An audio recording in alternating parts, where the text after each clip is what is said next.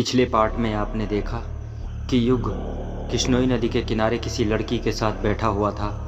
कौन थी वो लड़की? क्या वो यक्षिणी थी? तो चलिए सुनते हैं इस पार्ट में। लड़की आसमान में चांद को देखते हुए कहती है, एक बात पूछूं आपसे? युग प्यार से कहता है, हाँ पूछो ना, इसमें हिचकिचाने वाली क्या बात है? लड़की कहती है, आप मुझे भूलोगे तो नहीं ना? युग बड़े प्यार से बोलता है, तुम भूलने वाली चीज़ थोड़े ही हो जो तुम्हें भूलूं। तुम तो वो हो जिसे मैं ज़िंदगी भर अपने पास रखना चाहता हूँ, अपनी बाहों में भरकर। इतना कहकर युग उस लड़की की कमर पर अपना हाथ रखता है और उसे अपने सीने से सटा लेता है। वो लड़की युग को दूर करते हुए कहती है, कोई बातें बनाना तो तुमसे सीखे। अच्छा चलिए ये बताइए मैं आपके लिए क्या हूँ? युग कहता है, क्या मतलब? लड़की कहती है, मतलब मैं आपकी ज़िंदगी में क्या अहमियत रखती हूँ? तुम कुछ अहमियत नहीं रखती मेरी ज़िंदगी में।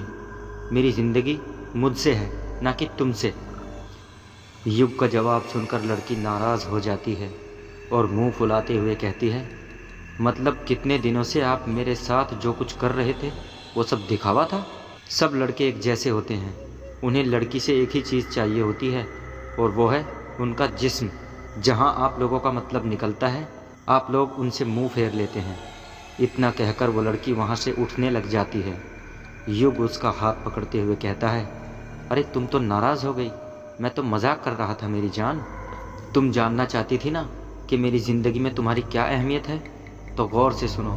इतना कहकर युग फिर से उस लड़की को अपने पास बिठा लेता है और उसकी आंखों में देखते हुए कहता है, तुम मेरी ज़िंदगी का H2O हो। H2O? इसका मतलब क्या होता है?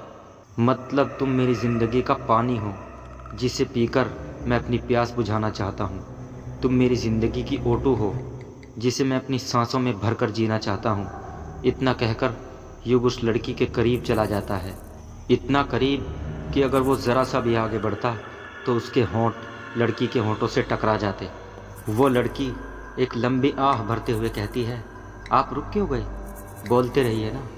युग कहता है, तुम मेरी ज़िंदगी का वो हसीन ख्वाब हो जिसे मैं रोज़ देखना चाहता हूँ।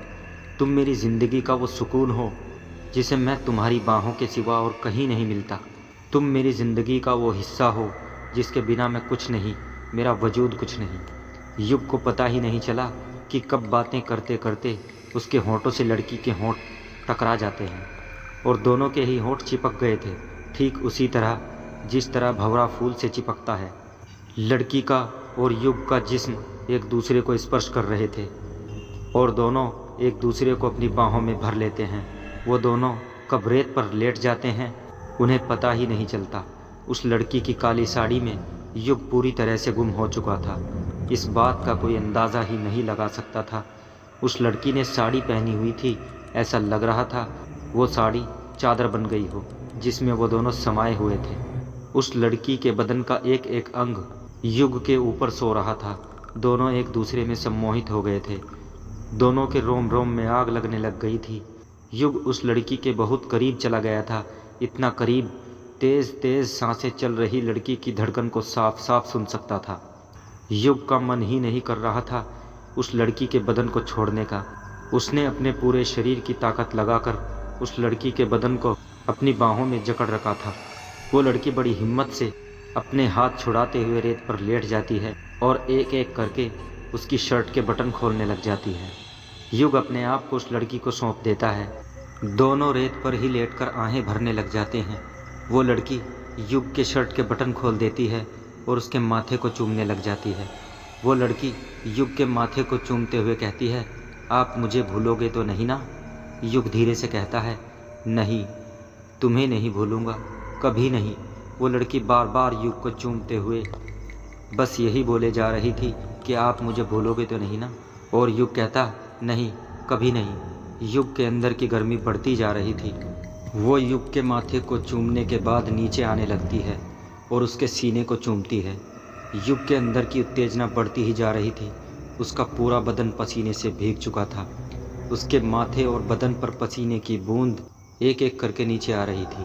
उसके अपने पूरे शरीर में गर्मी का एहसास होने लग जाता है। उसे ऐसा लग रहा था जैसे वो किसी आग में जल रहा था। उसे अचानक कुछ एहसास होने लगता है कि लड़की के उभारों में परिवर्तन आने लगता है और लड़की के हाथों की नसें सिकुड़कर बाहर आने लग जाती हैं। तभी अचानक युग चीख पड़ता है, कौन हो तुम? और लड़की की आवाज़ आती है, मैं यक्षिणी, तेरी मौत। इतना सुनते ही युग की नींद टूट जाती है। युग अपने सपने से बाहर आ जाता है और उठते हुए कहता है, ओह माय गॉड, फिर वही सपना। इतना कहकर युग अपने माथे का पसीना पोंछने लग जाता है। उसका पूरा बदन पसीने से लथपथ हो गया था। युग खुद से कहता है, हे भगवान, क्यों बार बार आप मुझे एक ही सपना दिखाते हो? आखिर वो लड़की कौन है जिसके साथ मैं ये सब करता हूँ? इतना करीब तो आज तक ज़िंदगी में मैं किसी लड़की के नहीं गया। कौन है वो लड़की? क्या संबंध है मेरा उसके साथ? यही सब सोचते हुए युग अपनी जगह पर खड़ा हो जाता है। अपने बैग में से पानी की बोतल निकालता है और पीने लग जाता है। फिर सोचने लग जाता है, ये सपना मेरा पीछा क्यों नहीं छोड़ता? बेंगलुरु में भी मैं यही सपना देखता था और अब यहाँ पर भी। सपने में जो नदी थी वो किश्नोई नदी थी। वो लड़की कौन थी और उसका चेहरा क्यों नहीं दिखता मुझे कभी? युग वापस लेट जाता है और कोठी की छत को देखते हुए सोचता है, नदी तो मिल गई, वो लड़की भी मिल जाए, फिर सारे सपनों के राज खुल जाएंगे। कुछ ना कुछ तो कनेक्शन है मेरा उस लड़की के साथ। ऐसे ही सपना नहीं आता, वो भी सेक्स वाला। यही सोचते हुए युग की कब नींद लग जाती है उसे पता ही नहीं चलता। सुबह हो गई थी। सुबह के 7 बज रहे थे। अभिमन्यु अभी तक गहरी नींद में सो रहा था। मुर्गे की बांग सुनाई देती है और अभिमन्यु की नींद खुल जाती है। अभिमन्यु उबासी लेते हुए अपनी आंखें खोलता है और देखता है कि युग उससे पहले ही उठकर बैठा हुआ है और कुछ सोच रहा था।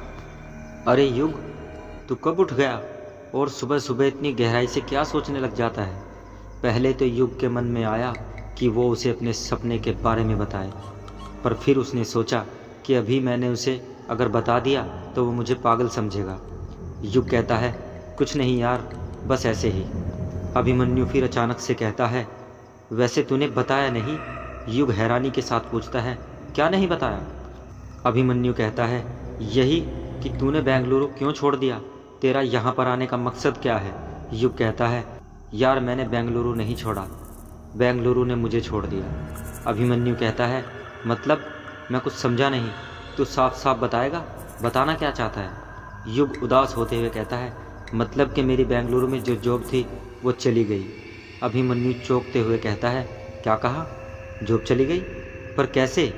युग चुप रहता है और कोई जवाब नहीं देता। अभिमन्यु युग पर दबाव बनाते हुए कहता है, अरे तू चुप क्यों है, बताना, तेरी जॉब कैसे चली गई? युग लंबी सांस लेते हुए कहता है, मुझे कंपनी में ज्वाइन किए हुए 1 साल ही हुआ था। सब कुछ ठीक चल रहा था, ऐसा लग रहा था कि लाइफ सेट हो गई। दोनों बातों में खोए हुए थे और युग अभिमन्यु को वो सारी बातें बता रहा था कि क्यों वो बेंगलुरु छोड़कर अपने गांव आया था। फिर अभिमन्यु कहता है, लोग गांव छोड़कर शहर जाते हैं, पर तू पहला शख्स है जो शहर छोड़कर गांव आया है। बता, फिर तूने क्या सोचा? यहाँ गांव में रहकर क्या करने वाला है? तू कुछ जवाब क्यों नहीं देता? अभिमन्यु युग पर दबाव डालते हुए कहता है, बता ना यार, गांव में क्या करने वाला है? युग कहता है, मैंने गांव में एक सेटअप खोलने का सोचा है।